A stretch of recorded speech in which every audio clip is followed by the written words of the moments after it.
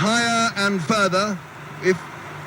I'm sure that must be six. It is. Dickie Bird confirms the same and waves to the scorers at the same time. What a splendid blow.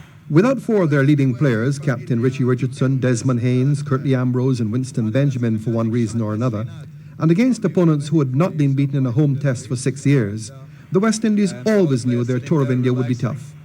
Just how tough was confirmed in the first month of a hectic schedule of one-day internationals that ended with an overall Indian advantage of 6-2, and India as champions of both the Wills World Series and the Pepsi Series. In 42 previous internationals between the teams, the West Indies had won 28, India 10. If history indicated that they'd never lost a test in Bombay, the look of a bone-dry, rock-hard pitch that clearly was underprepared heightened the West Indian paranoia that overcomes most teams struggling on foreign soil. It influenced them into the rare inclusion of a specialist spinner in their 11, the Trinidadian leggy Rajinder Dhanraj, to counter the presence of 3 in the Indian side. As it turned out, the pitch was unsatisfactory for Test cricket, especially over the first half of its duration, bouncing and turning extravagantly, so that it was not a nightmare only for the batsmen, but also for the keepers, who conceded 41 byes between them. The little Indian Mongia was repeatedly battered about the chest and body, and in the West Indies' first innings, Keith Atherton revealingly called for a protective chest guard. Yet, while it dictated the tenure of the match, it didn't entirely determine the outcome. Bowling first, the West Indies might have thought they were at the Wacker in Perth rather than the Wankhede Stadium in Bombay, so generous was the bounce. And had they bowled and caught better, India would have been fortunate to have reached 100. After Prabarkar prodded Walsh's second ball of the match to short leg, 2 of the most reliable slip catchers in the West Indies team, Carl Hooper and Brian Lara, dropped 2 straightforward chances off Sidhu and Tendulkar. That's Lara this time, the guilty one there at first slip. Once they had been disposed of, 3 wickets fell for 3 runs after lunch, but then the solid Mandraker and the adventurous Mongia pulled the innings round with a stand of 136 for the 6th wicket. Slow ball again, and that's a good controlled shot. Mandraker, although it was a slow ball, let it come on to him.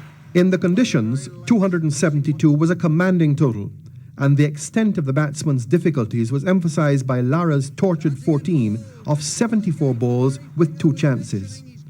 All the main West Indian batsmen, with his exception, got a start, but no one passed 50, Stuart Williams falling 1 short in his 3rd Test innings.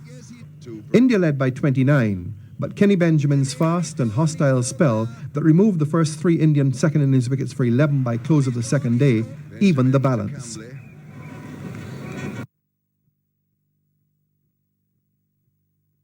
In the air, he's gone. He's caught there by Hooper, running in from second slip. That was a beauty from Benjamin. A delayed start to the 3rd morning by 45 minutes to allow repaired bowlers' footholds to dry denied the West Indies the chance of bowling with the pitch at its freshest. Yes, the 45-minute delay seemed unnecessary. We know that the ground authority has something to answer for in the fact that they put those footholds in this morning, and therefore they're too wet. And India regained the initiative through aggressively brilliant batting from the informed Tendulkar and the bowlers Kumble and Srinath, and another solid contribution of 66 from Mandraker.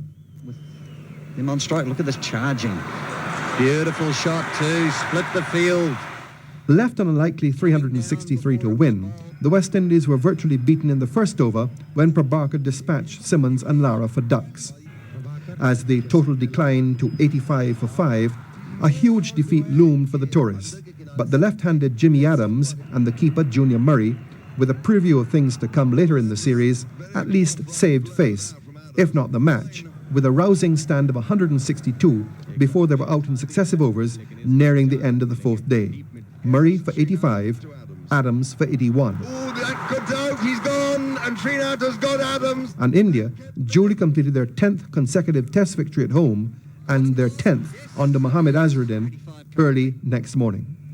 Yes, caught it slip by Tendulkar, and so the final West Indian wicket falls.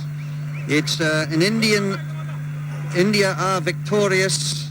In between the first and the second Test, the West Indies had the scheduled preparation of a 3-day match against Bombay, the Ranji Trophy champions, in the southern town of Calicut, but political troubles reduced it to a single day.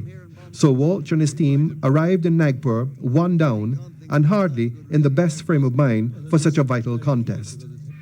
When they lost the toss on a slow pitch, Tendulkar and Sidhu took to the threadbare bowling with relish in a stand of 177 that set the platform for a total of 546 for 9 declared. The West Indies' longest respite came on the opening day when Walsh, fed up with several similar previous incidents, led his players to the sanctuary of the dressing room after boundary fielders had been struck by missiles thrown from the crowd. The hour lost in 2 interruptions as a consequence would prove vital in the long run.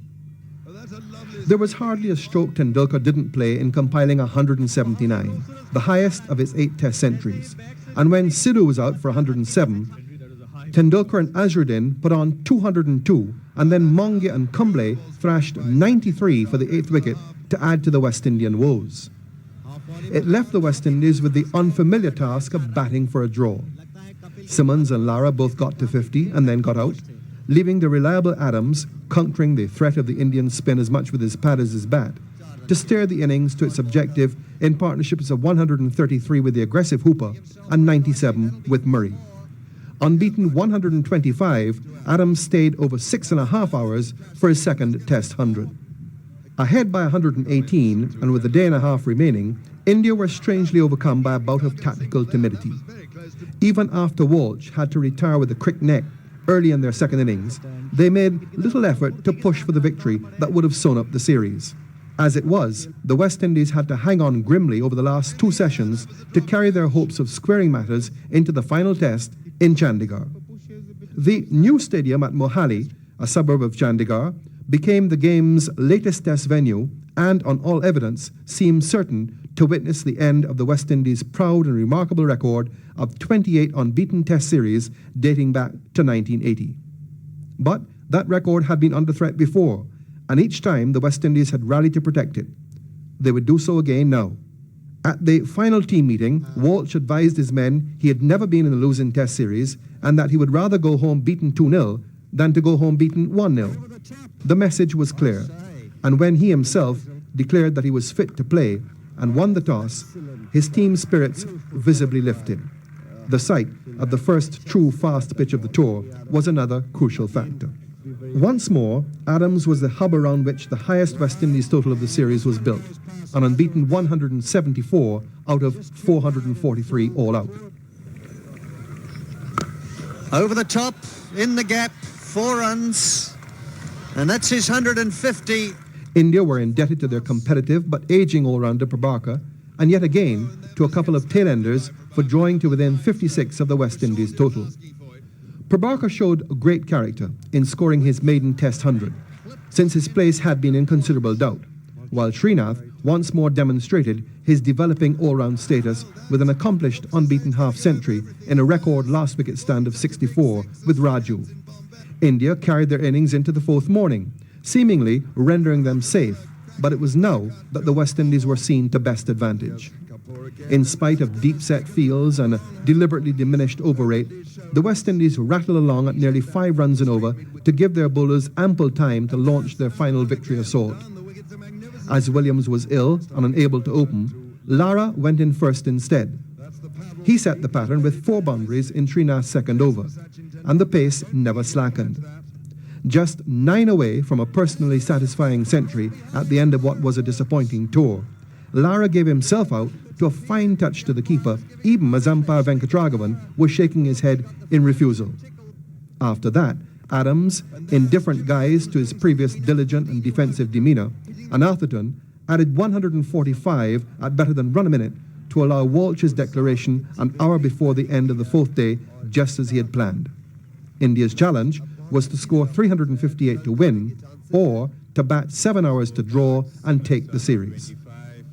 When Prabhakar was felled in the very first over by a vicious ball from Walsh that found a way through the visor of his helmet and smashed into his face, the psychological effect on India's remaining batsman could well be imagined as he was led from the ground, nose broken and bleeding. Benjamin claimed Sidhu LBW before the close, and next morning, India's batsman had no answer to typically aggressive West Indian fast bowling by Walsh and Kenny Benjamin. 7 wickets fell for 33 in an hour.